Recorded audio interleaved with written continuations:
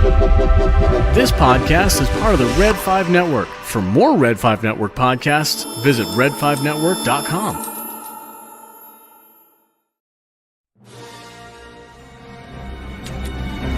Rogue One. Rogue One? There is no Rogue One. Well, there is now. Join me, and together we can rule the galaxy as father and son. Was Star Wars the one with the little wizard boy? Welcome to Rogue One Radio, your source for sweet jams and conversations about a galaxy far, far away. And now, from the remnants of Jeddah City, it's Rogue One Radio. Are you stuck-up, half-witted, scruffy-looking nerf herder?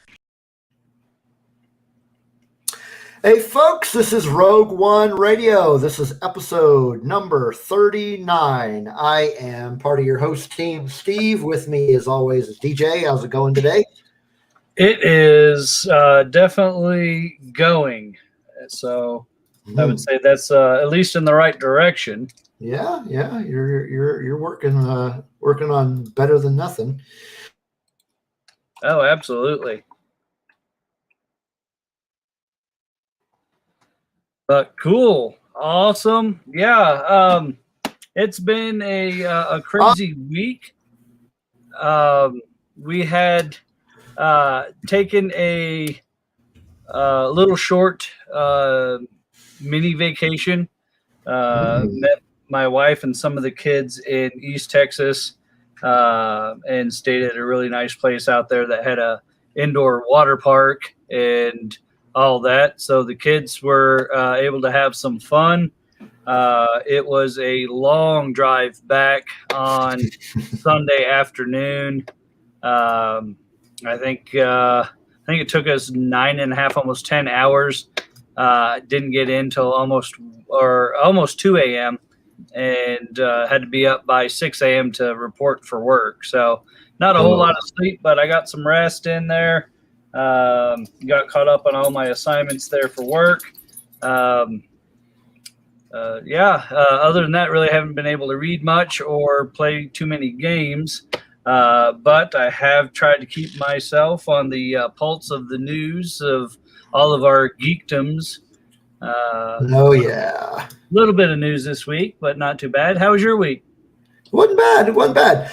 Before I jump into that, I also want to mention we have Red 5 Network in the house with us today in the chat room. As you know, we are a Red 5 Network podcast, so make sure you go out and check all the awesome podcasts on the network at red5network.com. And if you enjoy this, or even if you don't enjoy us, please subscribe to our YouTube channel and hit that like button. Not a whole lot been going on. I as far as reading, I've still mostly just been reading comic books. I started the Paul Jenkins.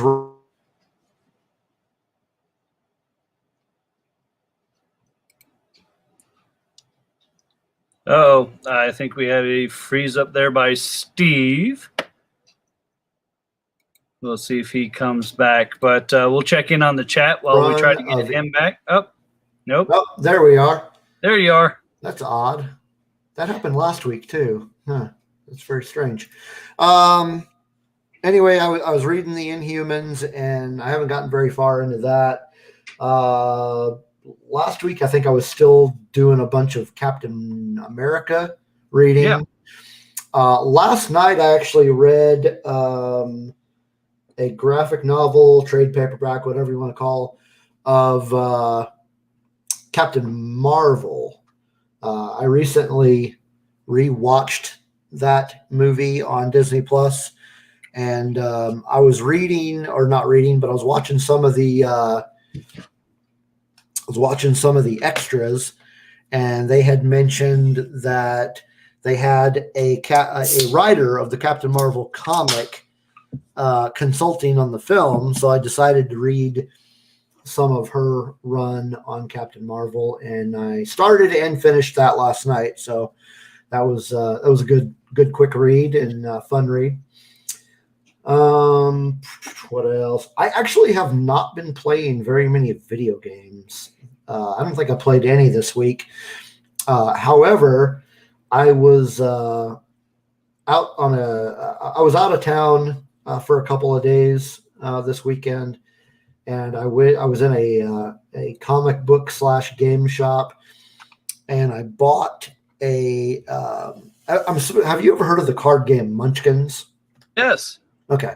Well, I found a Munchkins. I don't know if you call it an expansion set because it is a standalone game, but it's a Marvel version of Munchkins. Oh, that's cool. So I bought that, and me and Joey have been playing that since I bought that one, and that's pretty cool. And apparently there is actually an X-Men one, which I'm going to start looking for. And then there are also some expansions to the Marvel one. So be interesting to get some of those and check them out. But otherwise, not really a whole lot going on. Yeah. So we do have some news. After that, of course, we have our main topic for the night. We are continuing our Skywalker Saga.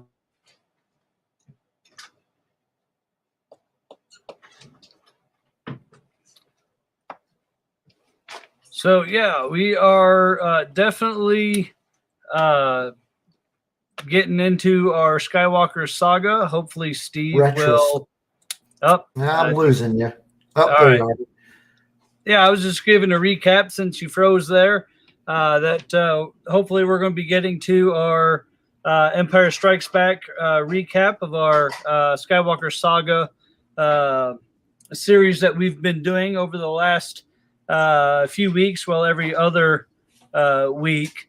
So, but yeah, so we started with the original trilogy. We got all through those. Then we've kind of salt and peppered our way through, had a few DC episodes, some Marvel episodes, and then we did New Hope. Last week we did another off episode. We kind of been trying to do it every other week, which is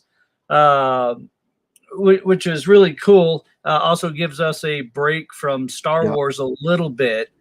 Not that we need too much of a break, but it's not too much of a break. Stuff. Yeah.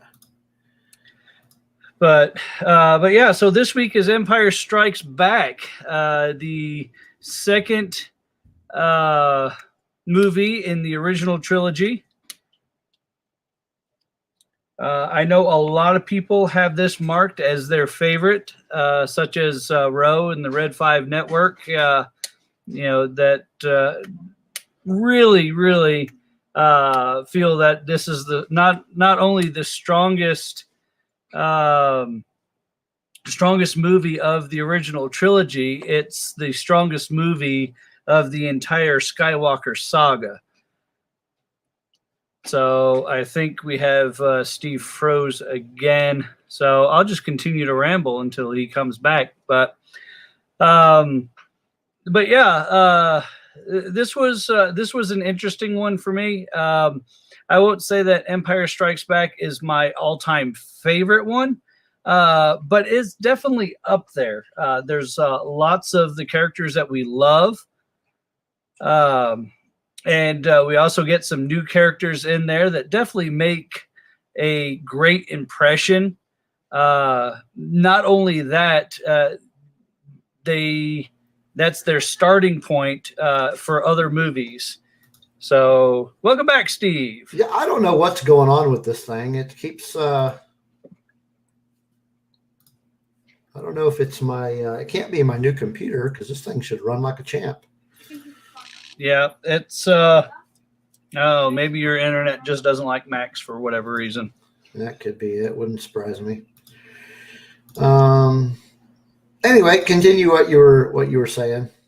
I was just kind of providing some filler on Empire Strikes Back. It's not necessarily my favorite of all of them, but it is a very good movie, and it's definitely within the top. I would say top 5. Maybe at the end of our series, we'll do a ranking of our favorites of the 9 anyway. Yeah, that's not a bad idea. And go from there. So we were talking a little bit before. You said you had the synopsis for a quick synopsis for Empire Strikes Back. I did, and we will get into that once we get into our main topic. Oh, that's right. We got some music. We've got some news to talk about. And then, of course, before that, we are going to talk about, or we're going to have our first music break. So let's get that ball rolling there. This is a band from Southern California. They are called Half Past Two, and they just released a brand new single not too long ago called Mean Green. So we're going to go ahead and play that. So let me get this pulled up here.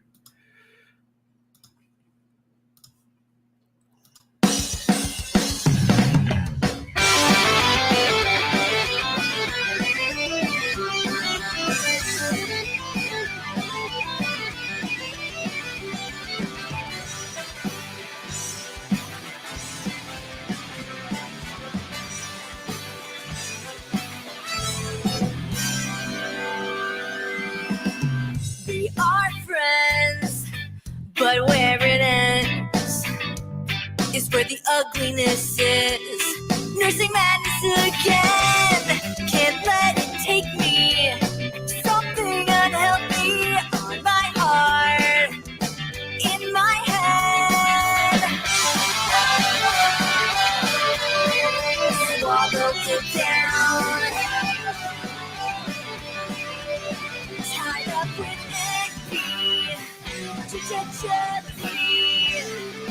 Mean green took over me. Honest funness, yet I can place the impression that we're in a race.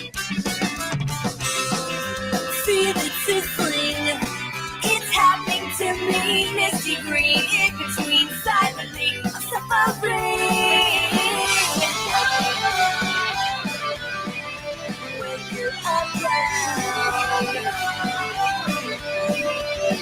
Double with envy, mean green, to hold me.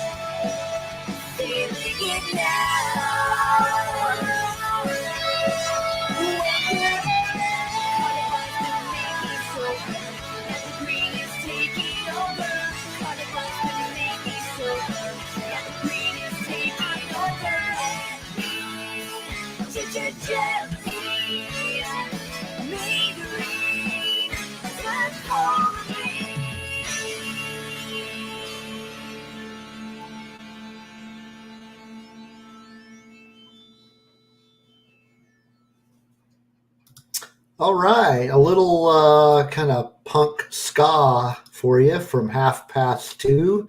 That was Mean Green.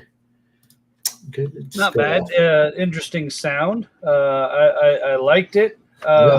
Couple of odd transitions in there musically, but other than that, yeah, it was pretty solid. Yep. Overall, a fun song. So on to our, I guess we'll be in our news segment now. And first up is a article that I got from Bleeding Cool about The Flash. And actually, when I first talked to you about this, I actually thought they were talking about the Flash movie.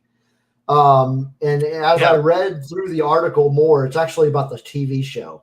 Oh, okay. Yeah, I was, you and I were on the same page thinking that it was about the movie. Yeah, so this is actually, so later on in this season of The Flash, which I am actually behind on, they are casting Bart Allen as the son of Barry Allen and Iris. And if you are a comic book geek, you know that Bart Allen is Impulse.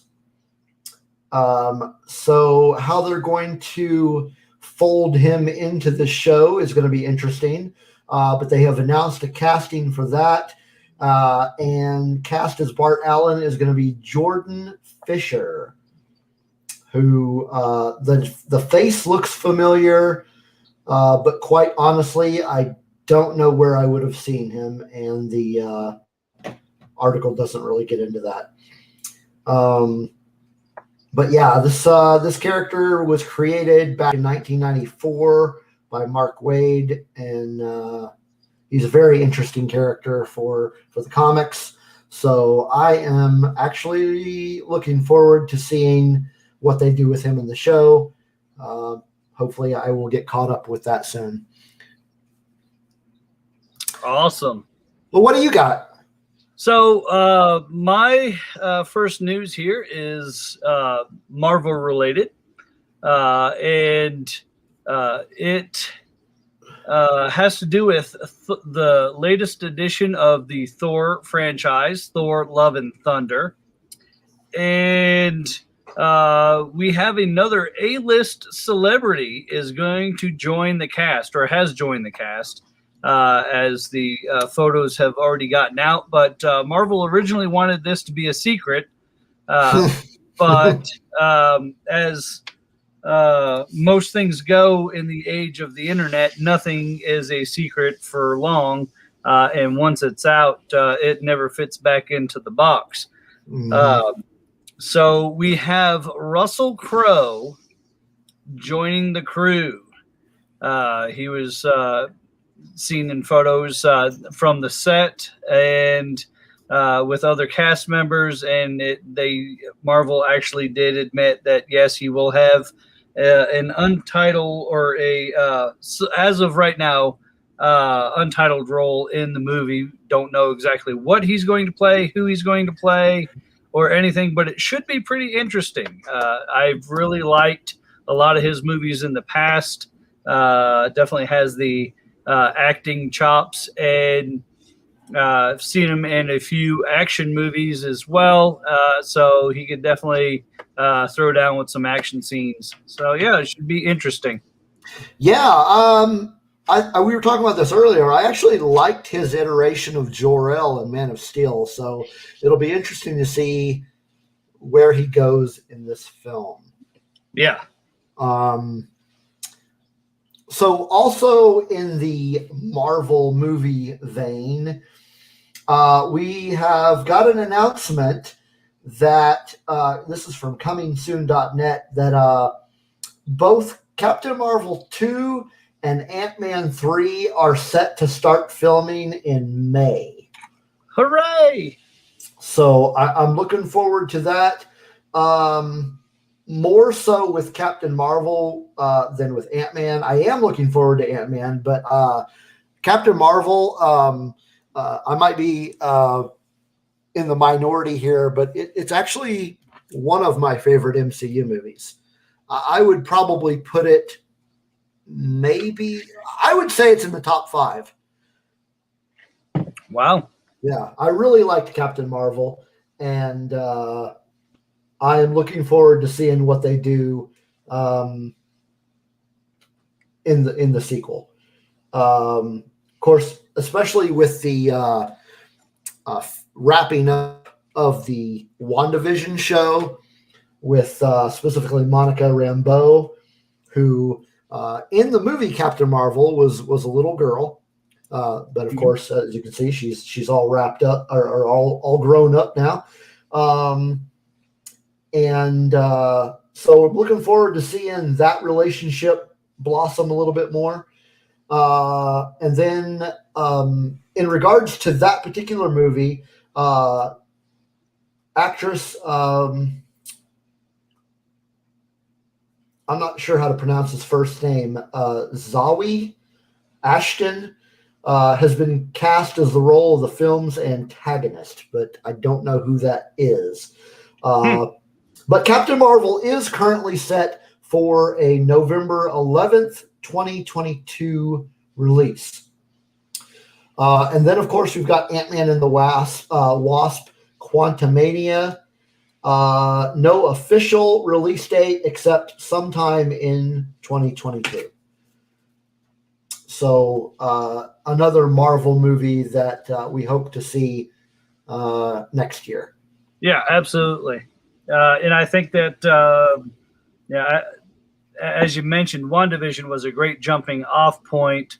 I think that it was a great way to lead us into the next phase of Marvel, and we'll get to see some of those storylines start to merge together as we did with the individual Marvel movies before they had their big mashup in Avengers. So, really excited for that. Hopefully, everything goes smooth and we can get those on time. Absolutely. But speaking of release dates, and this is a kind of a follow-up for one that we talked about last week, and where we had Black Adam was going to start filming in April, beginning of April. It was then released, I think, a day or two later that The Rock said, know your role and shut your mouth. Oh, wait, that's something else. That the Black Adam movie will release on July 29th, 2022. So beginning in, filming in April, released just a little over a year later, July 29th, 2022. So, I'm really excited about this one as well. Yeah. We talked about it a little bit last week, but I've always enjoyed the Shazam type series, and we'll see how this one gets to fit in. Yeah, I'm looking forward to seeing what Rock does with that character.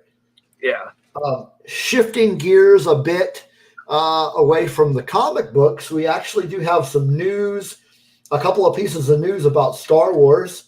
The first one, we got a trailer for The Bad Batch. And so that is set to debut sometime in May on Disney Plus. So we got the official poster. And I said sometime in May, but specifically it's going to premiere on May 4th. Yes. With a special 70-minute opener. And so we got a trailer. And did you get a chance to see that trailer? I have been so busy today. I've seen so many people talking about it. I have not had a chance to do it. I am hoping to do it once we wrap this up. Who knows? Maybe next week we can do a trailer dive and see what kind of stuff we can unpack there. Yeah, it's a great trailer. I was excited to see this show anyway, just because I liked the Bad Batch from that last season of the Clone Wars. Mm-hmm. But after having watched the trailer, one of my favorite characters is going to be a part of the show. I don't know how, much this person is going to be a part of the season, but just the fact that he is going to be in the series, it's Saw Gerrera. So, if you know this show and you've listened to this show, you know that I really like Saw Gerrera, and I'm really looking forward to seeing him in this show. Yeah, So absolutely. It's going to be great. All right. So I have my last bit of news here is also Star Wars related. Great. And we have the upcoming Obi-Wan Kenobi series cast list has been announced. Yes. I'm sure we'll get a lot of other characters, but this will be the mains that will be in the series. Of course, we already know that Ewan McGregor will be leading the charge. We also have Hayden Christensen as it again. I'm still not sure exactly how much of him we'll see as he gets to play Darth Vader, but it will definitely be interesting, and we definitely know that when we do see Vader, it will be Hayden in the suit. We also have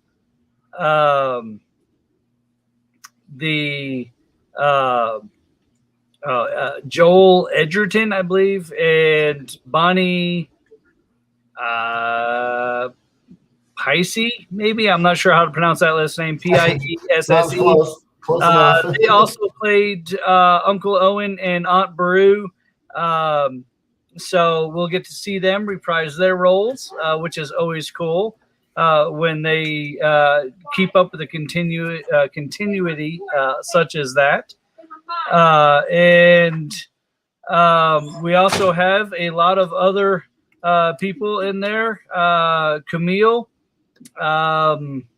Najani is going to be in there. A lot of people will be familiar with him. Indira Varma will be in there as well. Yep. Moses Ingram was in there. I think last thing I saw her in was Queen's Gambit. And then we also have Sung Kang will be playing a role. He was in the Fast and the Furious movies. And one that I was kind of surprised to see was O'Shea Jackson Jr. Now, a lot of people might not know who O'Shea Jackson is by his name, O'Shea Jackson, but people definitely would know him better as Ice Cube. So it's Ice Cube's son. Wow. Yeah, he's played a few roles before. So this would be something exciting to watch. We also have Benny Safdie is in there, and Rupert Friend, and Simone Castle to round out the names that were also announced. So, yeah, I'm really excited about this. We'll see. A lot of names, yeah.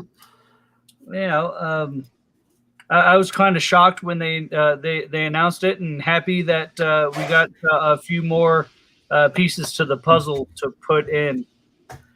Yeah, and let's also not forget that the Obi-Wan show is, the showrunner. From what I understand, the showrunner is Deborah Chow.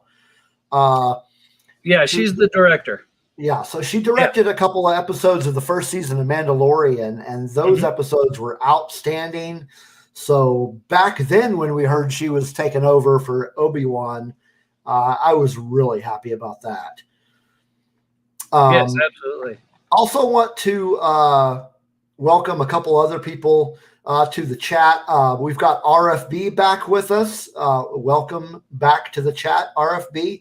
And Adam has joined us in the chat. So welcome all to the chat room. Thanks for coming in. And yeah, we're going to have some fun tonight talking about Empire Strikes Back, which we will be talking about. But we're going to go ahead and take our second musical break. This one is from a band called The Right Here out of Minneapolis, Minnesota. This is from a compilation put out by Rumbar Records. The compilation is called Rebel Rousers. This was released back in February, so not too far back. But the song that we will be playing is called Here We Go Again. So here it is.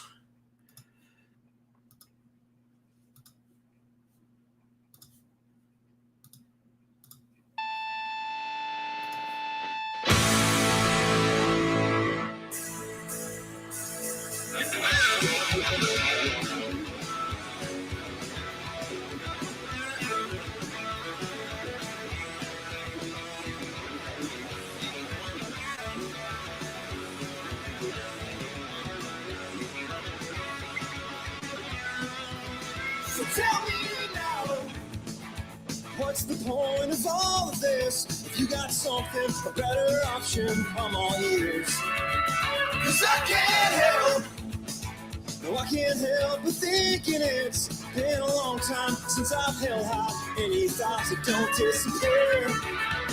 There ain't no time for second guessing. Here we go again. Life's too short, so we'll be up until the morning, wondering what to do, where to begin. And then I'll sleep when I'm clever. Looks like I'll be awake forever if this fan keeps rolling as much as her eyes will get home fine. 'Cause we can't wait long. We're gonna die in this place, and I bet if we try to still couldn't hide the sadness on my face. It just ain't time for second guessing. Here we go again. Life too short, so we'll be up until the morning, wondering what to do and where to begin. Here we go again. Life too short, so we'll be up until the morning, wondering what to do and where to begin. If you're down your glass, staring at the stars, giving you names of constellations. And there's always more that we got before. We are mostly still standing. We're still here. We are still on the table. Here we go again.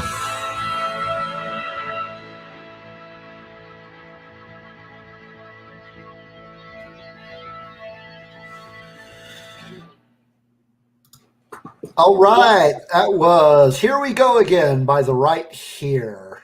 And that was good. I usually screen these songs before I play them, but I actually did not screen that one. I just kind of found it, and I was like, yeah, let's play this one. It was sent to me by the record label, which is really where I get quite a ton of my music. Is these record labels send me this music, and because I'm on a bunch of record labels mailing lists because I'm what I consider a very amateur hack music journalist.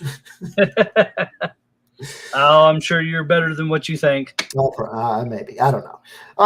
But yeah, so that one came from the label, and that particular label, I'm fairly trusting of the stuff they send me. So I played that one, and yeah, it was good. I liked it. Yeah, I liked it too. I'll have to check them out some more. So we are going to talk about Empire Strikes Back. We are doing our Skywalker Saga retrospective, and we are. Would you say we're at the halfway point now? Or I guess we would be at the halfway point now. Yeah. Yeah. So episode 5, The Empire Strikes Back. Usually we do the opening crawls on this one. I actually did not pull the opening crawl up for this, but let me, I have it. Oh, do you? Okay, go ahead and read the opening crawl for me. All right. I said I had it, but then my that screen shut down. Give me 1 second, and I'll pull it back up again. Okay. But yeah, this is as I was saying earlier. This was the middle of the original trilogy. A lot of people think that this was the best movie of the original trilogy. Not only that, they think it's the best movie of the entire Skywalker saga, which is pretty cool. I don't know if I would go that far, but it definitely was a very good movie. All right. I had it. Now I can't find it, but before we get into that, while that is still pulling up, what were your overall thoughts of the movie? And then we'll get into the opening crawl and synopsis. Well, why don't we do the opening crawl and synopsis before we get into our thoughts? Oh, all right. All right, you ready? Yeah, I'm ready. All right. It is a period of civil wars in the galaxy. A brave alliance of,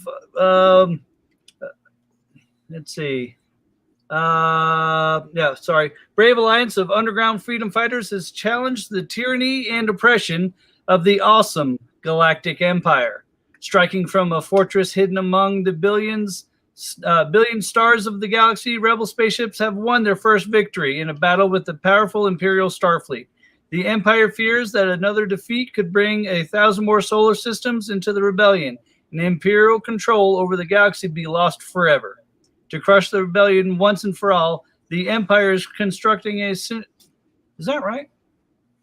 That's not the right one. I think that was the one from the book. Oh, all right. Well, never mind. All right, so I don't have it. So let's go on with the synopsis. Okay. Well, I was going to say I can try to pull it up. It's all right. I've got it. Although the Death Star has been destroyed, Imperial troops have driven the rebel forces from their hidden base and pursued them across the galaxy. Evading the dreaded Imperial Starfleet, a group of freedom fighters led by Luke Skywalker have established a new secret base on the remote ice world of Hoth. Wait a minute. Is that it? Nope. The evil Lord Darth Vader, obsessed with finding young Skywalker, has dispatched thousands of remote probes into the far reaches of space. Yes. Okay, so here's where we've got this one. Okay. So it's about 3 years after the Death Star has been destroyed. And the rebels have, of course, gone to Hoth. While doing some reconnaissance of the planet, Luke is actually captured by a Wampa, which is essentially like a big abominable snowman or Yeti, whatever you want to call it. He does escape using the Force to retrieve his lightsaber, but he is in bad shape. And while he is nearly unconscious, the spirit of Obi-Wan Kenobi tells him to go to Dagobah and train with Yoda. Han Solo finds Luke and keeps him alive by cutting open a tauntaun and putting him in there while they await rescue. Meanwhile, the Empire has located the base and attacks it. And there's a battle scene there. We get to see the Imperial walkers That's really cool. So barely getting away, Han, Leia, Chewbacca, and C-3PO flee the Empire in the Falcon, while Luke speeds away in his X-Wing and finds Dagobah. There he meets Yoda, who begins to train him after initially resisting. And during their escape from the Imperial cruisers, Han and company go to Bespin to get the hyperdrive repaired. And it is there that we meet Lando Calrissian for the first time.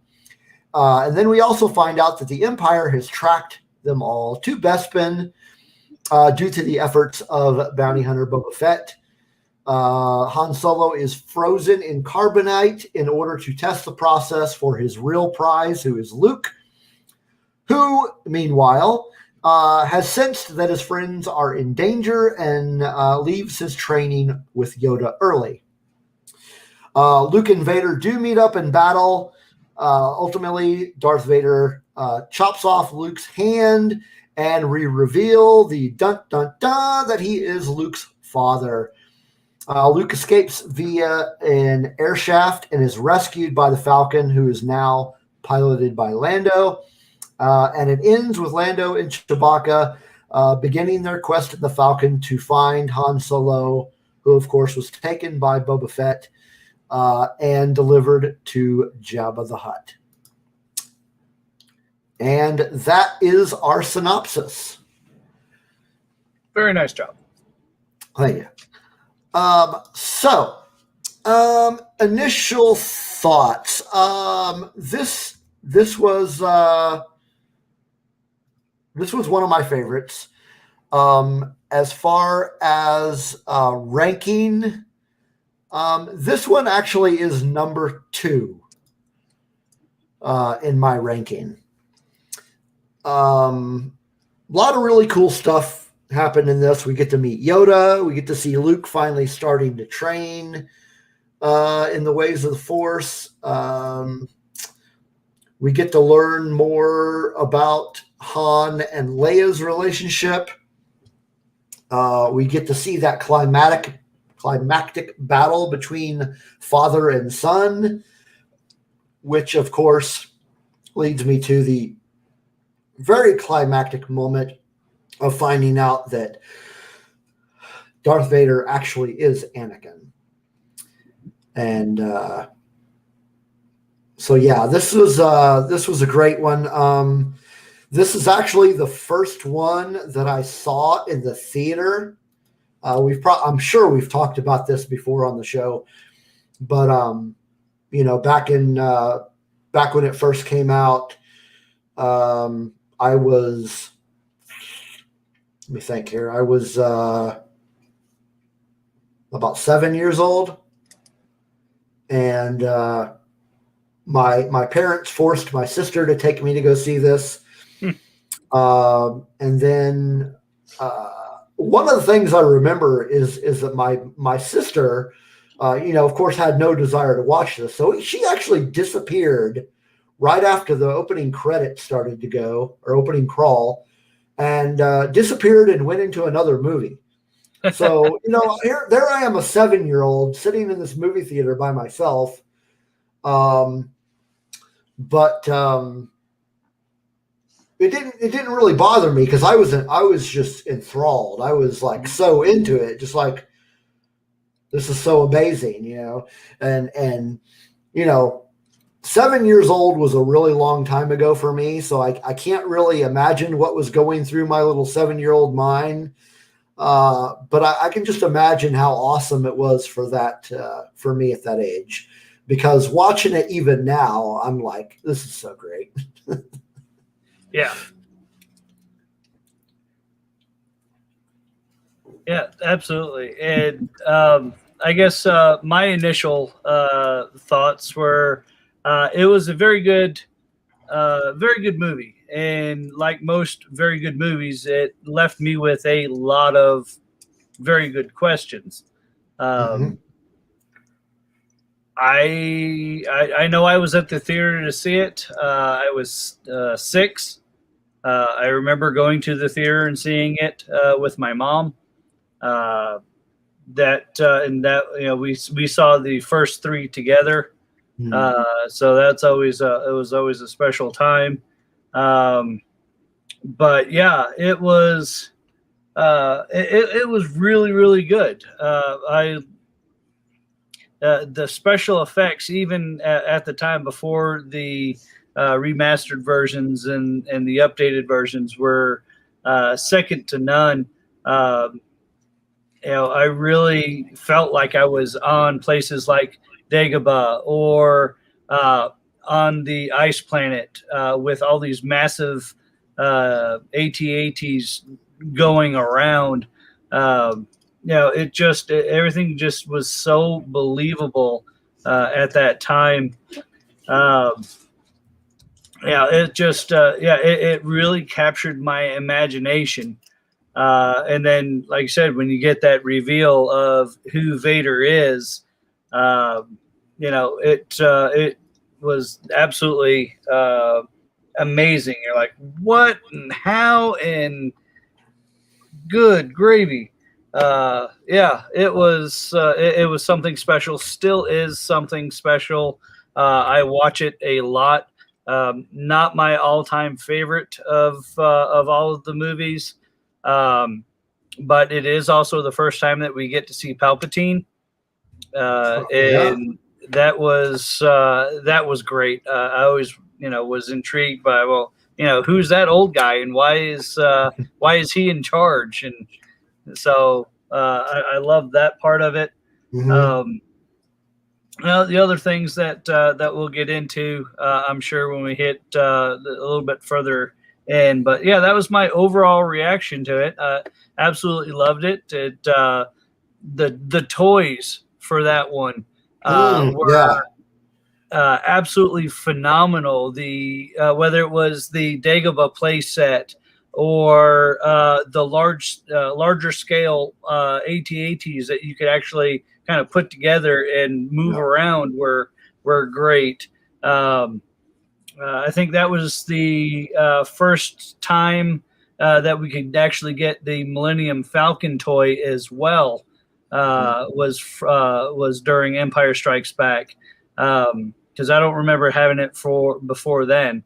But lots of great toys came from that, and iconic lines. That we see. I know. I am your father.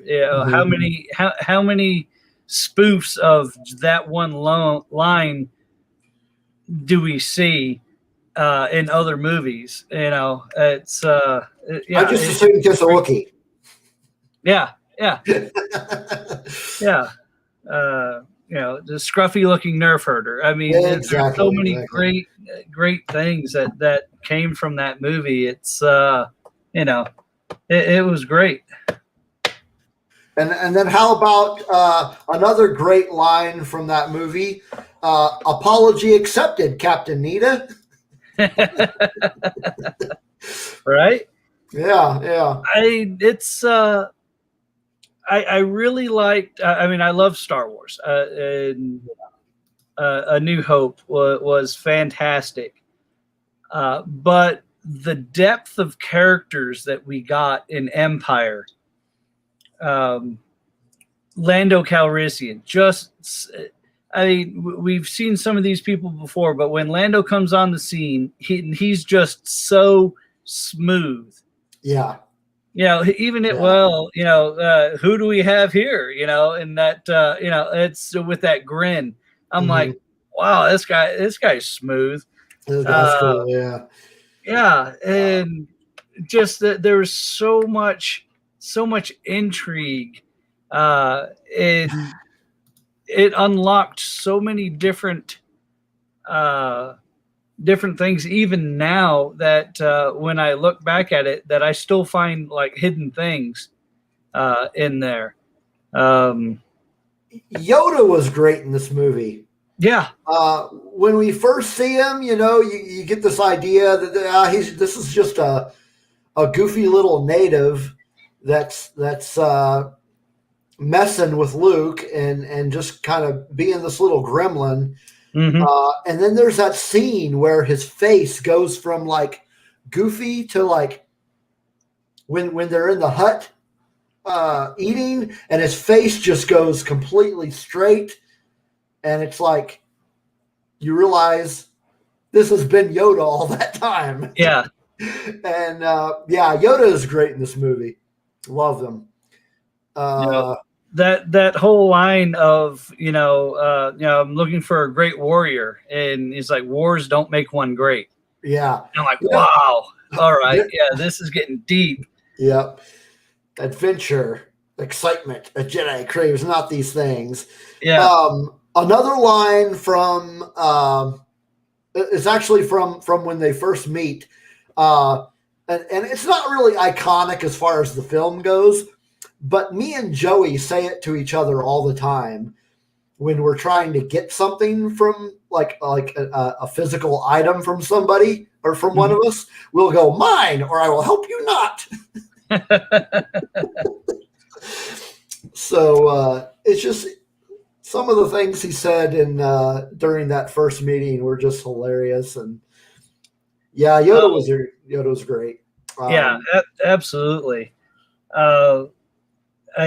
What other character I don't know if you've ever seen this, but have you ever seen the Seagull Song? Oh yeah. Okay. All right.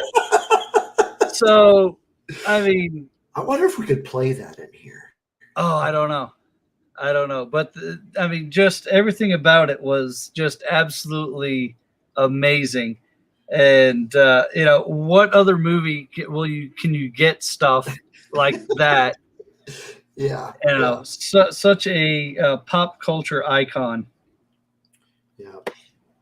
But and then Wilrow Hood, the ice cream man. yeah, I get that. And then we get the line, we would be honored if you would join us, Captain Solo. Oh, yeah. And that whole like, crap, when that door opens. Yes. There's so much goodness to get out of this one movie. Yeah. And yeah. Well, like Ro was saying earlier in the chat, he was saying that he could talk about this for hours. I mean, really, we could talk about Empire Strikes Back for we could just go on and on. Right. Such a great movie. Adam said in the chat, I want to be able to show that movie to someone today who doesn't know about Luke's father. It'd be interesting to find somebody who doesn't know that. Yeah. Even my wife, who doesn't like Star Wars, knows that Anakin is his father and knows that Anakin is Darth Vader. So I don't know. Yeah, you probably have to go young for that one. Someone who might not have seen any of it before. Yeah. So good luck with that, Adam. I hope you find somebody that doesn't know who Anakin Darth Vader is. Right. So what? Yeah. Well, we did talk about a lot of our likes. Yeah, we did. Is there anything that you did not like about the movie? Oh.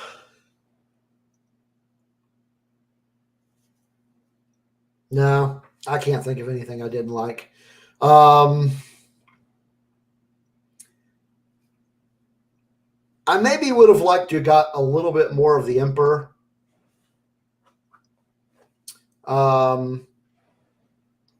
We got very little of that.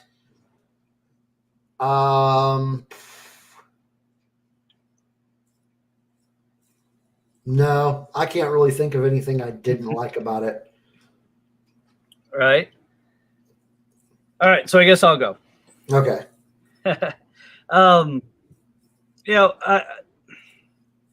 I wasn't a big fan of, I guess, the way that they found the Millennium Falcon after the asteroid chase when Boba Fett found him.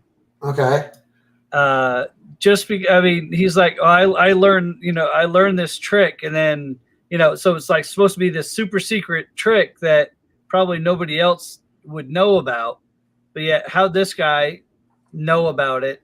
And at least, I mean, this is at the time, and now now that we've seen the other movies, we kind of understand. But at the time, you're like, well, all right, well, if this is such a secret, how'd this guy know about it? And and follow him. Yeah, we had to have a way to get from A to B, and so they chose that way to follow him. But even if they would have put it like another tracking beacon on when they did the repairs, rather than have this super secret maneuver that I learned when I was in in the Empire service, and but yet somebody else knows about it. Another thing that always irked me, and I'm not even sure if this was explained before or after. I know it was explained in the comics. I just don't know when that happened. Was how did Vader find out that it was Luke that blew up the Death Star and know of his existence? And later in the comics we find out that it was Boba Fett that got the information for him. But at the time it's just like, well, it's like, well, now he's obsessed with finding Luke Skywalker. Well, how, why, and where's that come from? And it's just one of those questions that always kind of bugged me, because we didn't get that answer in the film, so you had to go search outside of that. Trying to think if there was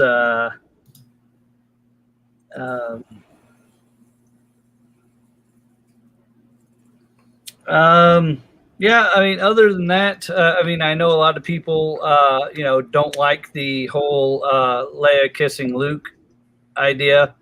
Well, yeah, she didn't know. No, yeah, I know she didn't know, and I know he didn't know, but and in the book, it describes it a little differently than what we saw on the film. Okay. So in the book, it actually, when it happened, Luke knew something was different, but didn't know exactly how to explain it or what was going on. But and then in the movie, he just kind of, puts his hands up and kicks back, and he's like, "Yep, I got the girl now." But there was a big difference in between that kiss and the one that she shares with Han on the Falcon. So it was completely different. The first one was just like kissing your brother or kissing your sister or something. Yeah. And then, because there was really no attraction or anything. It was just there to show up Han. So yeah. Other than that, no, I think it was a very solid movie. I would have liked to have seen maybe some more Boba Fett action. Yeah. Okay. There you go. That's my dislike. Just because, he was supposed to be a feared bounty hunter, but we don't really see much about him. And then we'll talk more about that next time when we do the Return of the Jedi. Return of the Jedi. But if I would have loved to have, if I would have had a chance to edit some scenes in there, I would have loved to have had a scene where they had to chase down like Han or something, and maybe Boba Fett was instrumental in doing that, or there's either that or you have, in order to get Luke into the carbonite freezing chamber, instead of, closing and opening doors and, and playing some ghost games, have Boba Fett go out and try to get him to, follow him, engage him a little bit. And, there were opportunities to where you could have gotten Boba Fett involved a little bit more. And I would have loved to have seen that, just especially since he's such an iconic character. But yeah. Very good. Right. What do we have next to talk about?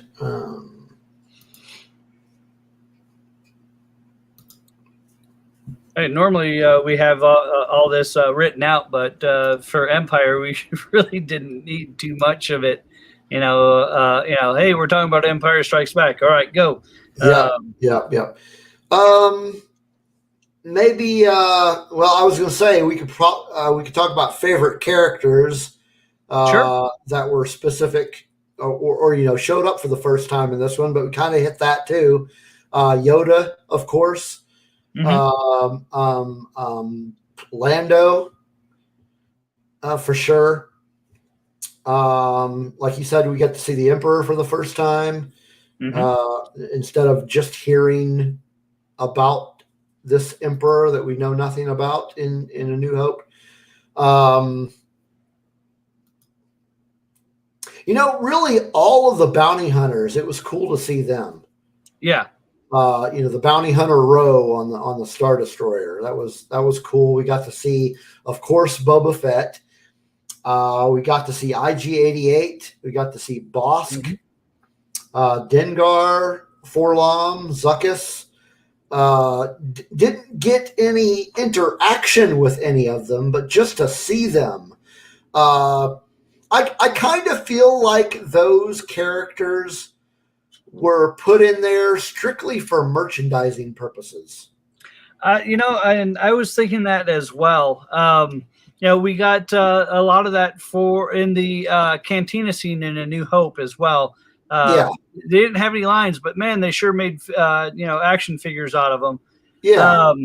And I think it would have been cool to have a scene where where you have the different bounty hunters, not just Boba Fett, but the different bounty hunters chasing after him as well, and maybe have the other bounty hunters take each other out, so it's just Boba Fett that's left, and he chases him into the asteroid field. That would have been cool to see. And I feel like we're going to get a lot more of their story, possibly in War of the Bounty Hunters when that comes out. Yeah. And that's supposed to be coming out.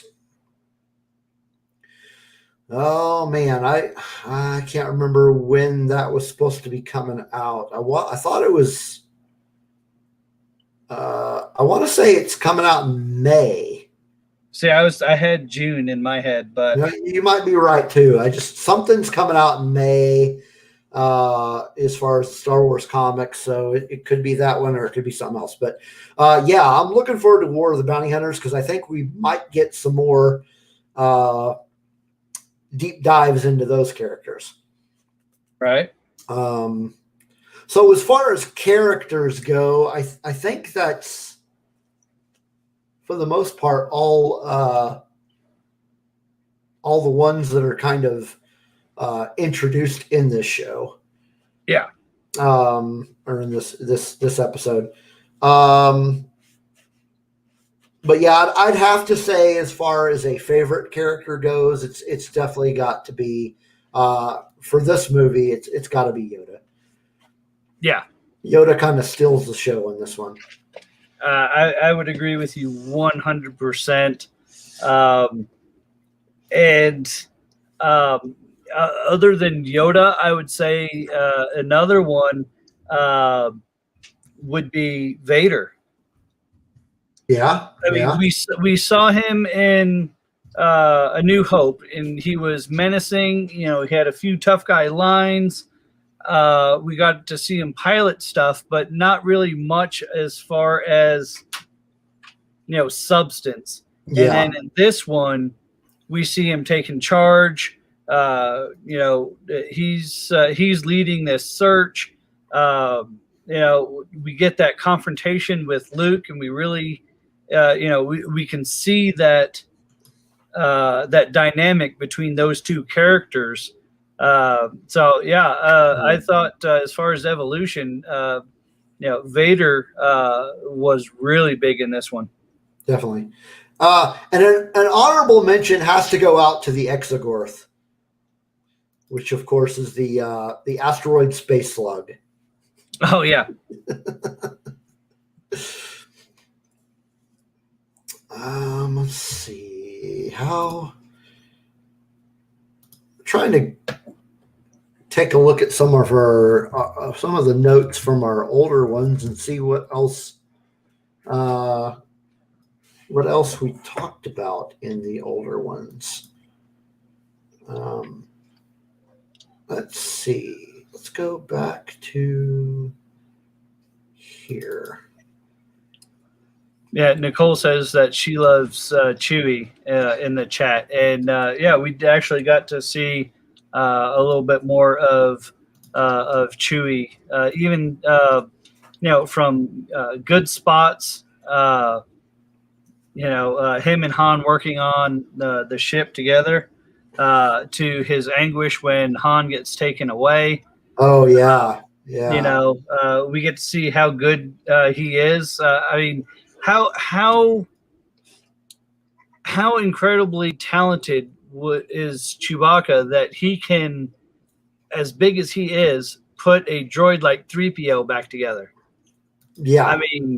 That's and speaking of 3PO, we get that scene where you just got to speculate.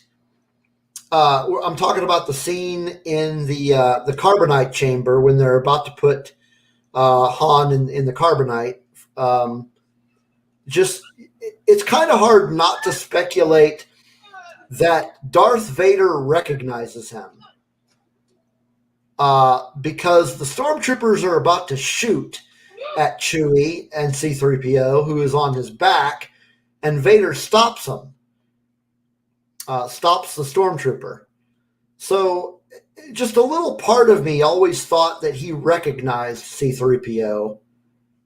And then, of course, the speculation comes after having watched the prequels. Right? Yeah.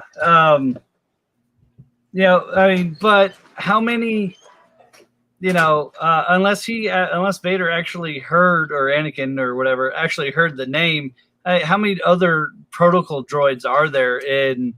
But here's the thing: Anakin built that C-3PO unit, right? Or that protocol unit. So he programmed its voice.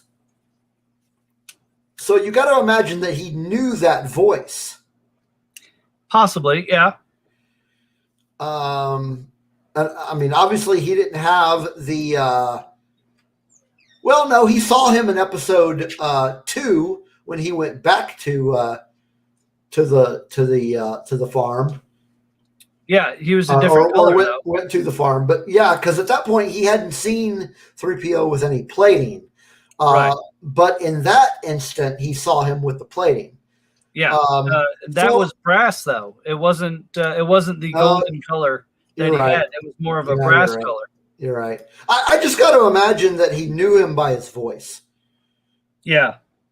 And during the course of their stay on Bespin, at some point he had to have heard somebody say 3PO, because weren't they looking for him? I don't know. It's all just nice. It's all just nice speculation. It's nothing serious. Yeah, absolutely. But yeah, so we really great film.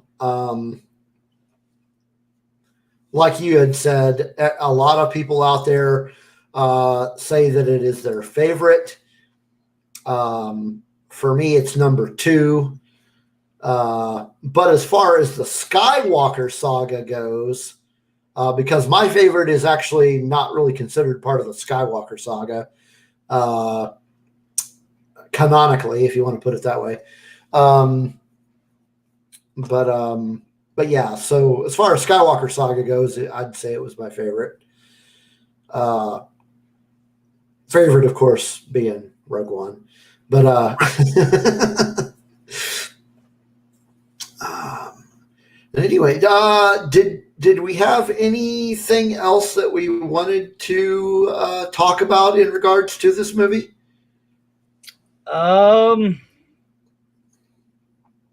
I think we covered just about everything. Yeah, I mean, like we said earlier, we could talk for hours about the film, but we don't want to keep you here all night. And we like to cover highlights and what we think about the movie and basically what we covered. Yeah. So we got another music break coming up, but after that, normally we do our top 5 list, but we didn't have a top 5 list this week. I thought, did you maybe want to talk any about the second episode of Falcon and Winter Soldier? We can, sure, absolutely. Okay, well, let's do that. After our music break, this is from a band called On Holiday.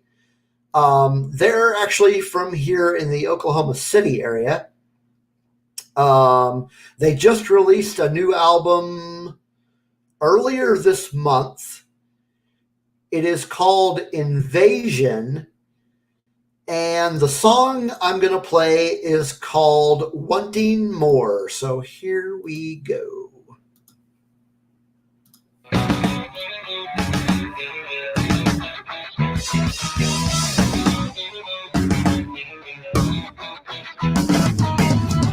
Mistakes are complicated and passion's overrated. When you stand for nothing, you live for nothing at all.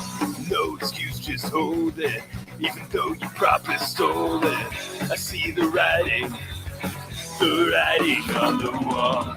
It's not the first time, I heard it all before. Faded lines, clouded skies, believe me one more. It's not the first time, I heard it all before. Faded lines, clouded skies, believe me one more.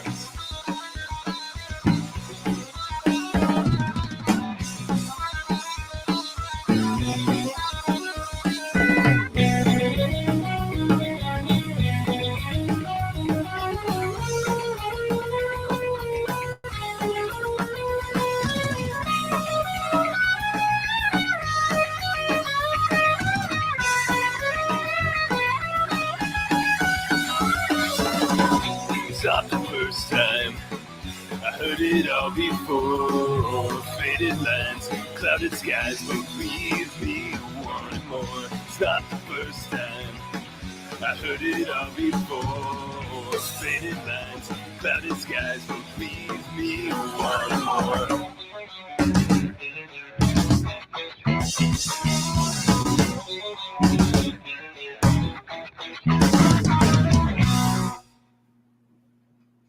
All right, Wanting More by On Holiday. A couple of those guys are some friends of mine, and they just released a new album, so I thought I'd give them a play. Awesome. Yeah, it was a good one. Little bit of a ska kind of element there, which they actually do delve into from time to time. Cool. So, The Falcon and the Winter Soldier, second episode aired this past Friday, and I have probably watched it for sure 2 times. I think I've watched it 3 times. I liked the episode. I thought it was good. Yeah, I agree 100%. I liked it a lot better than the first one. So I have a feeling it's going to go about the same way that I felt about WandaVision. Kind of not sure how it's going to start off, but really sad to see it end when it's time. Yeah, I am definitely looking forward to seeing how this is all going to play out. I both love and hate the John Walker character. Now, I was talking to my daughter about that earlier, and something keeps sticking out to me. And that is when we first see Cap in the first one, we have the scientists say, we're not looking for, a great soldier. We're looking for like a great man. Mm-hmm. And that's repeated several times throughout the movies. And then Cap even tells Sam, hey, you're a great man. Right. And then now we have this guy, and he's a great soldier. Right. Right. But is he a great man? Right. Now, I would say no. But I love the character because see if I can explain this the best way I possibly can. Number one, the actor that they cast to play John Walker, I think, was outstanding. I think he's doing an amazing job in that role, and they picked a great actor for that. Number two, having read the comic books and knowing the John Walker character, I think this writing of the John Walker character for the TV show is spot on. They, with a little bit of deviation, but for the most part, they did a really good job writing this character. And like Nicole just said in the chat, respect the actor, dislike the character. So that's what I'm getting at. I really like the character as far as the actor that plays them and how they are portraying this, how they wrote him in this show, and how he is doing a great job. But yes, you hate that character because he is not Captain America. Right. And that is exactly how the general populace felt, or the general comic book reading populace felt back in the, I want to say late 80s. Could be the mid 80s. I don't remember. When John Walker first appeared to take Captain America's place in the comics, everybody hated him. And that's what I feel like the makers of this show are going for. They want you to hate this guy. So this actor and this portrayal of that character does a really good job of making you want to hate him. Yeah. Yeah, I agree.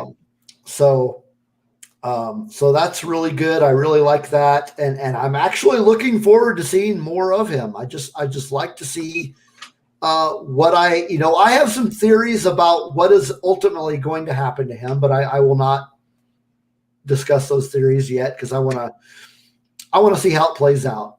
Yeah. And then we get the actress that played Infant's Nest in Solo. And that was a great scene when they think she's a hostage. But as it turns out, and Falcon says, that little girl kicked your ass. Yeah, it's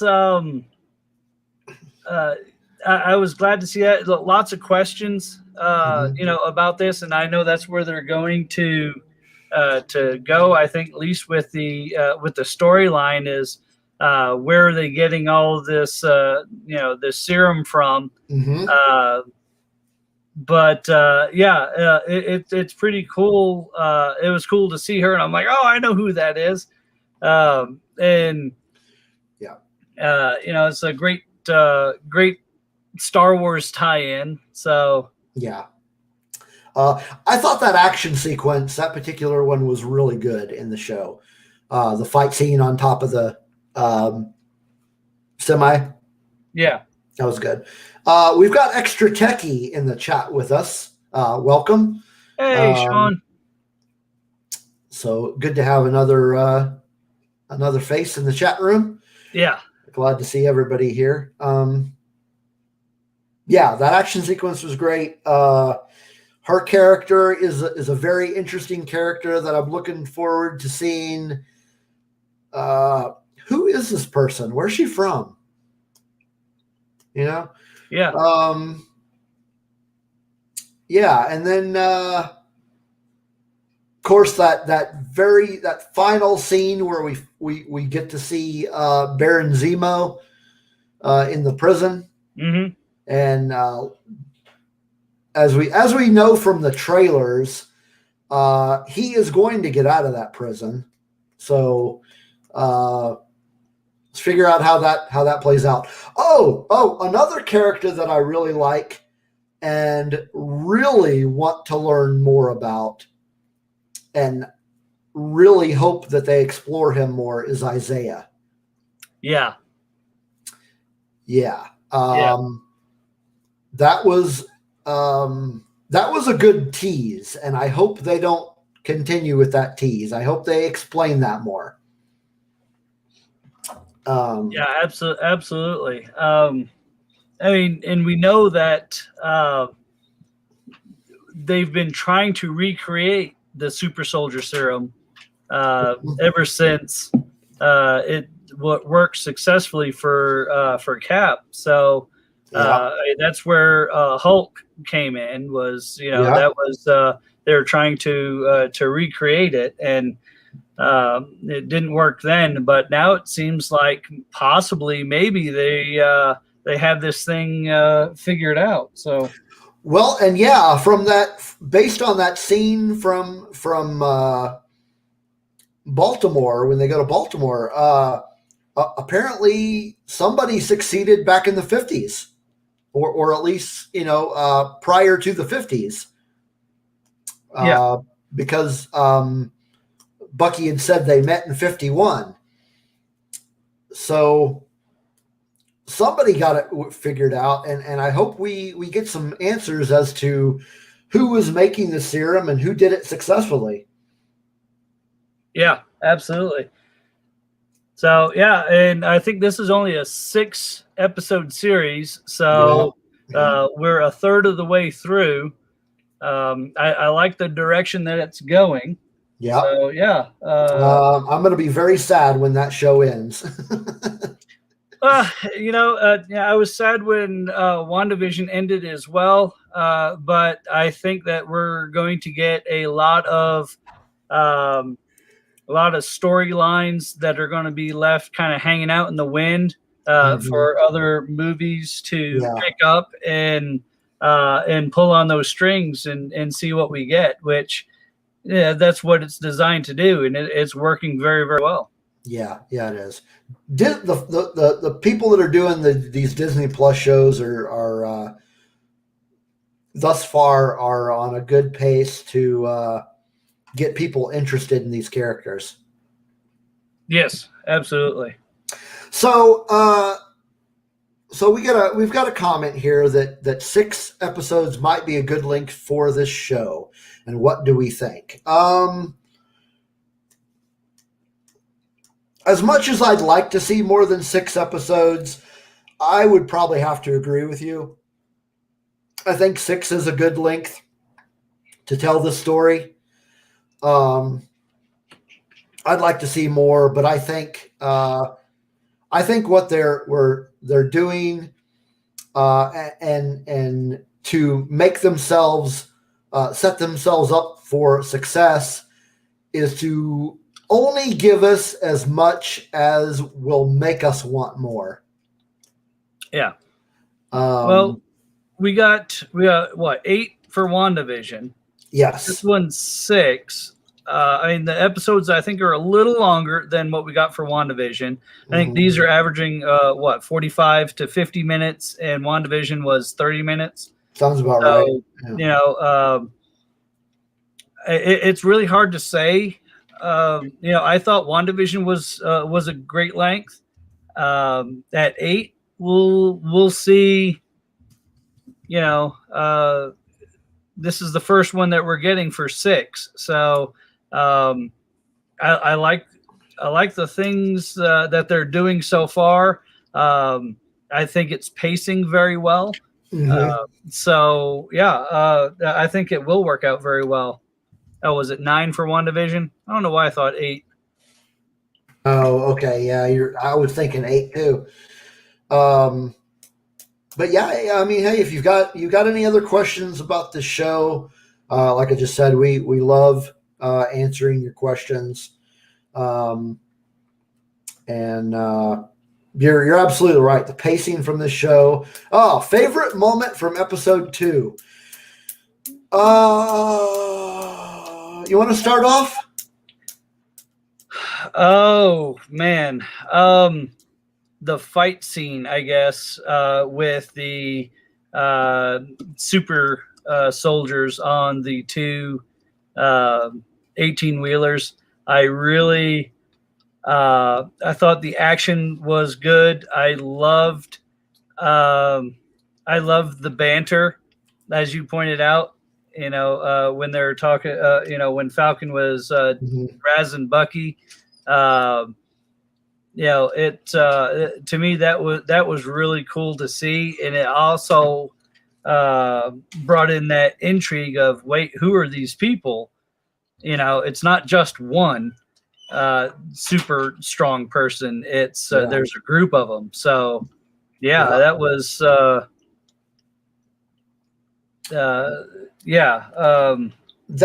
I think that fight scene would probably have to be a favorite moment, but very closely followed by, oh man, it's a toss-up. I do like the Isaiah scene. But another scene that I liked was actually right at the beginning in the locker room, where John Walker is about to go out on that football field and do that interview. I liked the, they really humanized him. Here he is, this great soldier, and he's like, I just want to do a good job. So, as that character in the comic books, he wasn't evil. He wasn't malicious. He just wanted to do the best job he could. His problem was he wasn't Captain America. Yeah. And he knows that. And like he told him, when they got together, I'm not trying to be Steve. I'm just trying to be the best Captain America I can be. So it's like this role was shoved onto him. He didn't necessarily want it, but it's his. He has to own it. Yeah, I agree. But I don't know about not wanting it. I think it seems, it's the comparisons between this guy and Steve are it's night and day. He was the star at everything that he did, that they talked about. It's whether it was his army career, or his athletic ability on through the sports through high school. He had everything going for him. He didn't really seem that he had to work for much. Whereas Steve, got everything through guts and his, in his will. And, in the chat, they're talking about, have you ever jumped on a grenade? Yeah, I had a helmet built for it. Whereas, Steve didn't have a helmet. He just jumped right on it.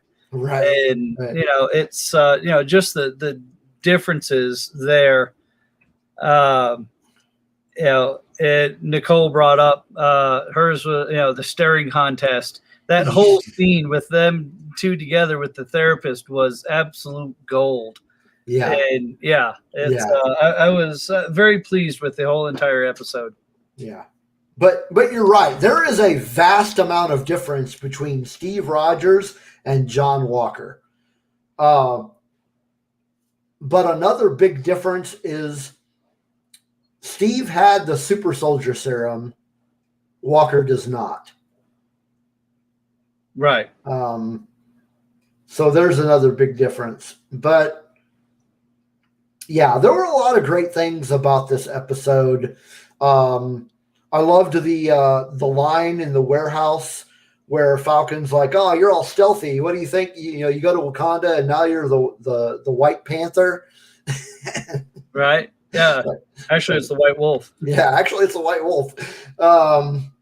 So yeah, I think because this is the first episode where we finally get to see interaction in the show, interaction between Falcon and Winter Soldier, because in the first episode they don't meet up.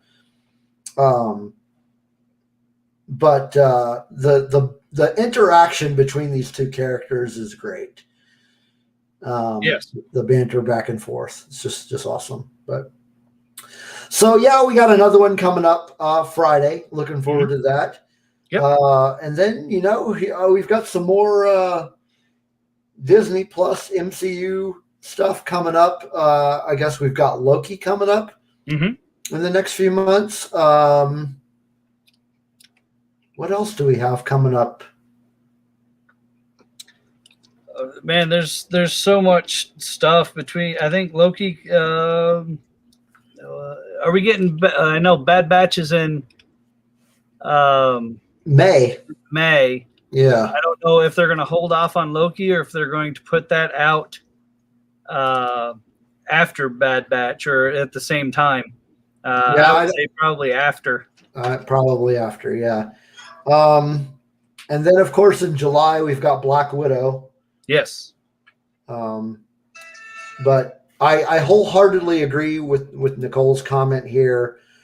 She is so excited for Friday's episode. I completely agree. I know you all liked WandaVision. I liked WandaVision. I just, for me, I actually like this show a little bit more. Mostly because I like the Captain America character and Captain America and company. Let's put it that way. All the related characters. I just really like the whole Captain America environment, for lack of a better term. So I just like this one a little bit better. Yeah.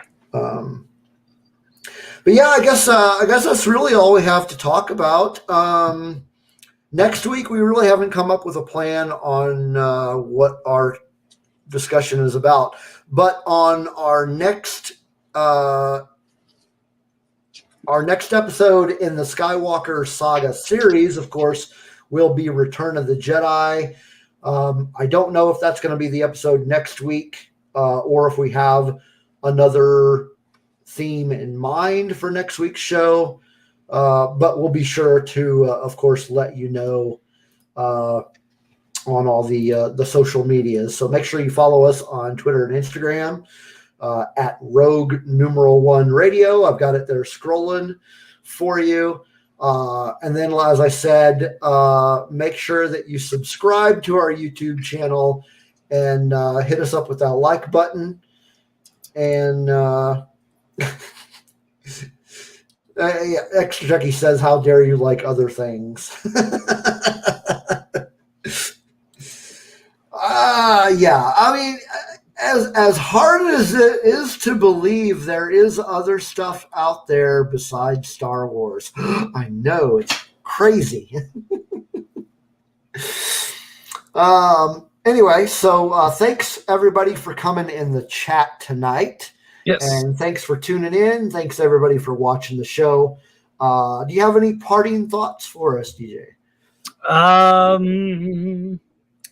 Episode 3 of our Narnia series is out. Right. So we're covering Prince Caspian in this one, Nicole and myself. So check that out. You can go to the Star Wars Through the Ages page and check that, or go through any of the socials. We'll get you to that link as well. I blasted all over the place. That's it, man. It was a great week. Really excited to see what we have for next week too. Yeah, great. All right, thanks everybody again for tuning in and joining us in the chat room. And as always, may the Force be with you. See you next time.